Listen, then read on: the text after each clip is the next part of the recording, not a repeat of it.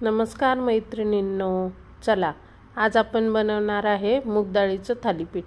1 वाटी मूग डाळ मी रात्री भिजवायला टाकली होती आणि आता या फूड प्रोसेसरच्या भांड्यामध्ये मी कांदा, टोमॅटो, शिमला मिरची, धणे, जिरे आणि मेथीची काही पानं टाकली आहेत। आता आपण हे काय करणार आहे, फूड प्रोसेसरमध्ये थोडंसं वाटून घेणार आहे, म्हणजे त्याच्यात सगळ्या भाज्या छान बारीक वाटल्या जातील आणि डाळ पण थोडीशी जाडसर वाटली जाईल। मी दाखवते तुम्हाला, हे बघा अशी जाडसर वाटली गेली आहे ती डाळ।